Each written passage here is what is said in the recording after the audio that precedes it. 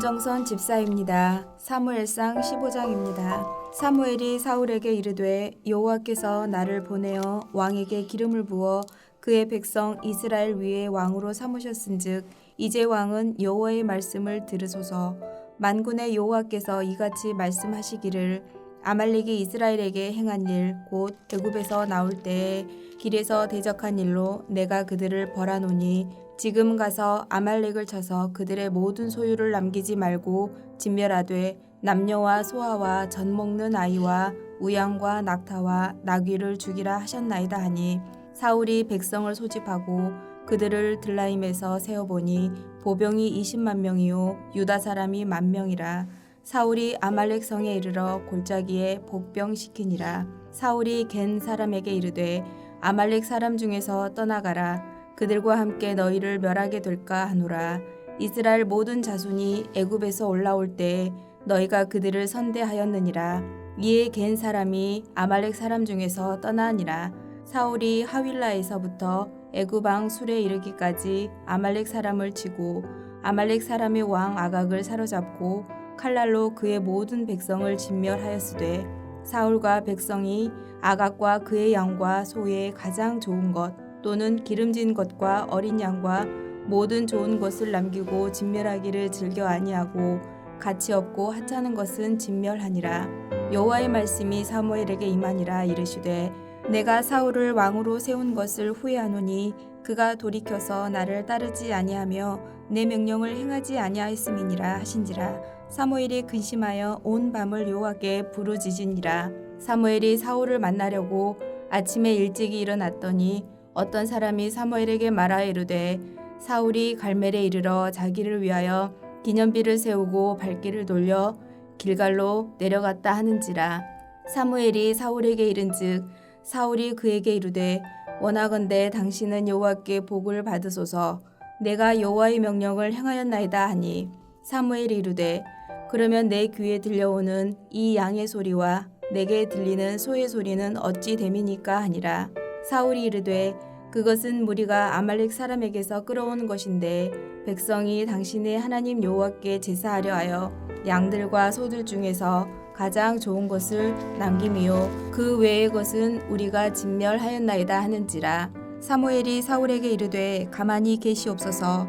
간밤에 여호와께서 내게 이르신 것을 왕에게 말하리이다 하니 그가 이르되 말씀하소서.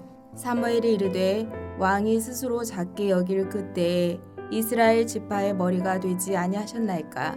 여호와께서 왕에게 기름을 부어 이스라엘 왕을 삼으시고 또 여호와께서 왕을 길로 보내시며 이르시기를 가서 죄인 아말렉 사람을 진멸하되 다 없어지기까지 치라 하셨거늘 어찌하여 왕이 여호와의 목소리를 청종하지 아니하고 탈취하기에만 급하여 여호와께서 악하게 여기시는 일을 행하였나이까. 사울이 사무엘에게 이르되 나는 실로 여호와의 목소리를 청종하여 여호와께서 보내신 길로 가서 아말렉 왕 아각을 끌어왔고 아말렉 사람들을 진멸하였으나 다만 백성이 그 마땅히 멸할 것 중에서 가장 좋은 곳으로 길갈에서 당신의 하나님 여호와께 제사하려고 양과 소를 끌어왔나이다 하는지라. 사무엘이 이르되 여호와께서 번제와 다른 제사를 그의 목소리를 청종하는 것을 좋아하심같이 좋아하시겠나이까.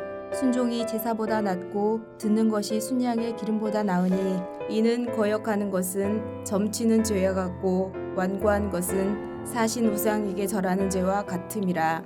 왕이 여호와의 말씀을 버렸으므로 여호와께서도 왕을 버려 왕이 되지 못하게 하셨나이다 하니 사울이 사무엘에게 이르되 내가 범죄하였나이다. 내가 여호와의 명령과 당신의 말씀을 어긴 것은 내가 백성을 두려워하여 그들의 말을 청종하였음이니이다. 청하오니 지금 내 죄를 사하고 나와 함께 돌아가서 나로 하여금 여호와께 경배하게 하소서 하니 사무엘이 사울에게 이르되 나는 왕과 함께 돌아가지 아니하리니 이는 왕이 여호와의 말씀을 버렸으므로 여호와께서 왕을 버려 이스라엘 왕이 되지 못하게 하셨음이니이다 하고 사무엘이 가려고 돌아설 때에 사울이 그의 겉옷자락을 붙잡음에 찢어지니라. 사무엘이 그에게 이르되 여호와께서 오늘 이스라엘 나라를 왕에게서 떼어 왕보다 나은 왕의 이웃에게 주셨나이다. 이스라엘의 지존자는 거짓이나 변개함이 없으시니 그는 사람이 아니심으로 결코 변개하지 않으심이니이다 하니 사울이 이르되 내가 범죄하였을지라도 이제 청하옵나니 내 백성의 장로들 앞과 이스라엘 앞에서 나를 높이사 나와 함께 돌아가서 내가 당신의 하나님 여호와께 경배하게 하소서 하더라. 이에 사무엘이 돌이켜 사울을 따라가매 사울이 여호와께 경배하니라.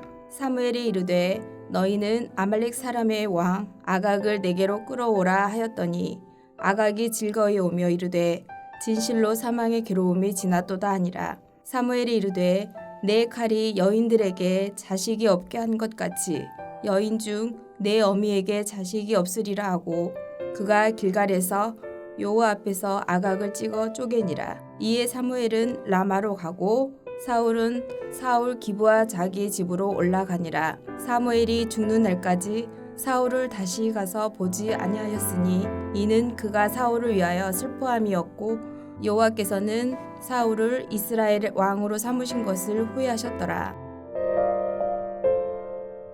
하늘에 계신 우리 아버지여, 이름이 거룩히 여김을 받으시오며 나라가 임하옵시며 뜻이 하늘에서 이룬 것 같이 땅에서도 이루어지이다. 오늘날 우리에게 일용할 양식을 주옵시고 우리가 우리에게 죄 지은 자를 사하여 준 것 같이 우리 죄를 사하여 주옵시고 우리를 시험에 들게 하지 마옵시고 다만 악에서 구하옵소서. 대개 나라와 권세와 영광이 아버지께 영원히 있사옵나이다. 아멘.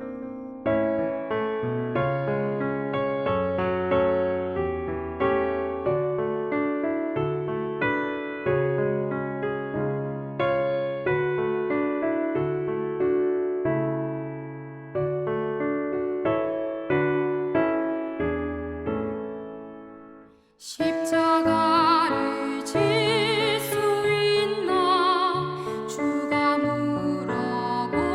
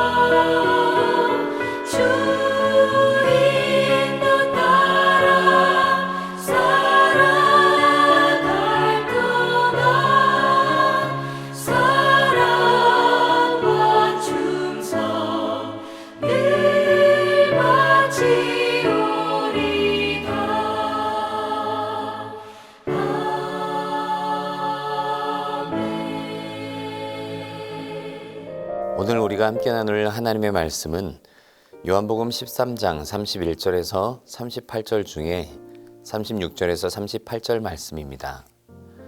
시몬 베드로가 이르되 주여 어디로 가시나이까? 예수께서 대답하시되 내가 가는 곳에 내가 지금은 따라올 수 없으나 후에는 따라오리라. 베드로가 이르되 주여 내가 지금은 어찌하여 따라갈 수 없나이까? 주를 위하여 내 목숨을 버리겠나이다. 예수께서 대답하시되 내가 나를 위하여 내 목숨을 버리겠느냐?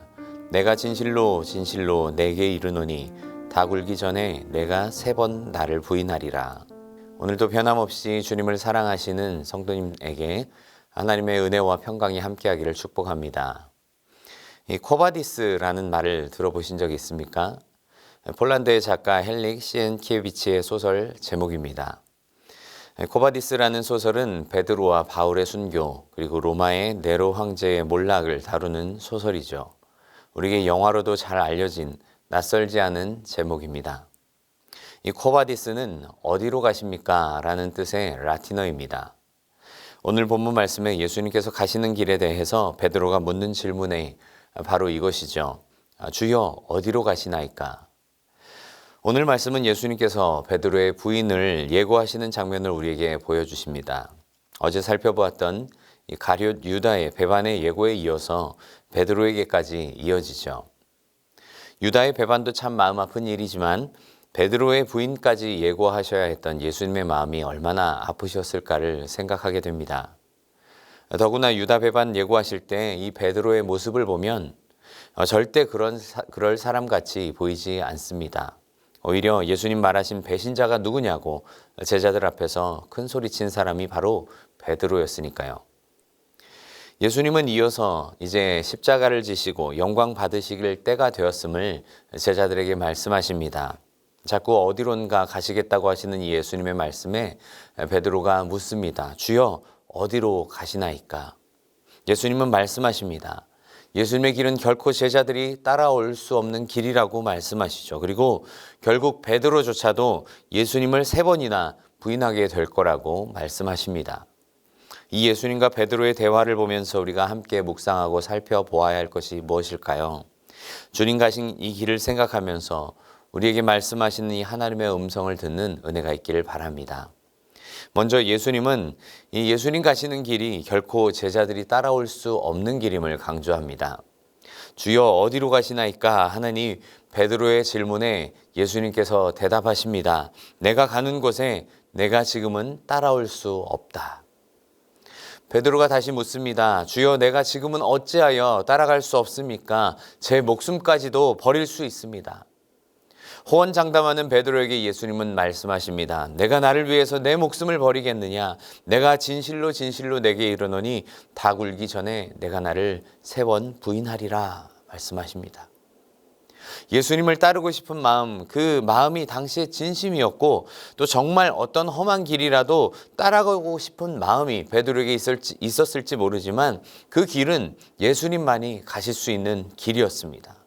베드로뿐만 아니라 모든 제자들도 결국 예수님 붙잡히시고 또 십자가에 달리시자 뿔뿔이 흩어져 버리고 말았습니다. 십자가의 길, 죽음의 길, 어쩌면 그 길이 더 힘든 건 정말 외롭게 예수님 혼자 묵묵히 걸어가셔야 하는 길이었기 때문이 아닐까요? 그 누구도 대신할 수 없고 또 그 누구라도 함께 나눠질 수 없는 길, 그것이 바로 십자가 길이었습니다. 그러나 인류의 죄를 용서하시고 하나님과의 막힌 담을 허시고 죄에서 구원하시는 그 길은 오직 예수님만이 하실 수 있는 길입니다. 예수님은 말씀하십니다. 요한복음 14장 6절에 내가 곧 길이요 진리요 생명이니 원어의 성경 표현을 보면 내가 곧 그 길, 또 그 진리, 그 생명입니다. 나로 말미암지 않고는 아버지께로 올 자가 없다 말씀하십니다. 오직 예수님만이 우리에게 길과 진리와 생명이 되심을 말씀하십니다. 그렇기 때문에 요한복음에서 예수님의 이 십자가 길은 고난의 길이 아니라 영광의 길이라고 표현하고 있죠. 그 길을 걸어가신 예수님의 사랑과 은혜를 우리가 모두 기억할 수 있길 바랍니다. 또 한 가지 우리는 여기서 또 예수님 가시는 길의 의미를 생각해 보아야 합니다. 그것은 바로 제자들의 배신에도 불구하고 걸어가신 길이었다는 사실입니다. 사실 예수님의 입장에서 제자들의 배반과 변심을 예고하는 것이 얼마나 마음 아픈 일이었을까요? 이 마지막 식사 자리, 정말 좋은 이야기 나누고 또 이렇게 좋은 모습으로 기억에 남으면 참 좋겠는데, 이건 뭐 정말 끝까지 이렇게 안타까운 모습을 우리에게 보여주고 있지 않습니까? 예수님께서 발을 씻어주질 않나, 또 떡을 떼어서 먹여주시는 제자가 자신의 배신자이질 않나, 또 제일 연장자인데다가 늘 앞장서고 큰소리치기 좋아하는 이 베드로가 그저 못 믿어온 사람이라니, 예수님 마음에 정말 마음이 아니었을 것 같습니다. 속된 말로 한 놈도 아니고 두 놈이나. 근데 생각해 보십시오. 예수님 가시는 이 십자가 길에 이런 힘든 상황까지도 참으셨다는 사실입니다. 아끼고 사랑했던 제자들의 배반을 참으셨습니다. 사람들의 모욕을 참으십니다. 채찍을 참으십니다. 가시관을 참으시고 손과 발에 못 박히시는 그 못을 참으셨습니다. 심지어는 십자가 달리신 예수님께 당신이 메시아라면 내려와 보라고 조롱하는 그 소리까지도 참으십니다. 목마름과 또 갈증과 또 그 하나님으로부터 버림받는 그 죽음까지도 다 지셨습니다. 그리고 말씀하십니다. 다 이루었도다. 그런데 생각해 보십시오. 우린 정말 그렇습니다. 조금만 힘들고 또 속상해도 우리는 가장 쉽게 이 길을 포기하려고 하지 않습니까? 남들 알아주지 않으면, 또 그게 그렇게 마음이 힘들고, 나랑 마음이 맞지 않으면 그게 그렇게 시험되는 일이 되고, 또 누군가 나를 비난하거나 또 뭐라고 한마디만 하면 우리는 얼마나 낙심하고 또 주저앉냐는 말이죠. 예수님 걸어가신 것처럼 우리도 어떤 마음 흔드는 일이 있어도 끝까지 걸어갈 수 있는 믿음의 길을 걸어갈 수 있길 바랍니다. 요한복음에서 예수님의 십자가 사건은 정말 영광스러운 사건으로 나타나지만 그 영광의 길 걸어가기 위하여서는 뼈아픈 배신까지도 감당하셔야 했습니다. No cross, no crown. 주님이 걸어가신 이 고난의 길을 생각하면서 인내하고 또 흔들리지 않는 모습으로 주님 따라갈 수 있는 믿음의 성도들 다 될 수 있기를 주님의 이름으로 간절히 바랍니다. 그런데 중요한 것은 예수님께서 지금 베드로의 모습만을 보고 계시지 않다는 사실이죠. 36절에 내가 가는 곳에 내가 지금은 따라올 수 없으나 후에는 따라오리라 라고 말씀합니다. 후에는 따라오리라. 요한복음을 보면 참 이 베드로의 모습을 실패하고 배신한 이 낙심자인 베드로의 모습만으로 소개하고 있지 않습니다. 오히려 21장에 보면 베드로의 신앙을 회복시켜 주십니다. 사명을 맡겨 주십니다. 순교의 제물이 될 거라고 말씀하십니다. 우리 주님은 우리의 현재 모습만을 보고 계시지 않습니다. 우리 십자가의 은혜로 변화되고 성령으로 변화되어서 주님의 사명을 잘 감당할 믿음의 사람으로 우리를 보고 계십니다. 사실 요한복음 1장 첫 부분에 예수님께서 베드로를 처음 보시고 하신 말씀이 무엇입니까? 장차 게바라 하리라. 게바는 번역하면 베드로, 또 페트라, 반석이라는 의미입니다. 그리고 3번이나 부인한 베드로에게도 먼저 말씀하십니다. 내가 지금 따라올 수 없으나 후에는 따라오리라. 오늘 참 저는 이 말씀이 많이 가슴에 다가옵니다. 후에는 따라오리라.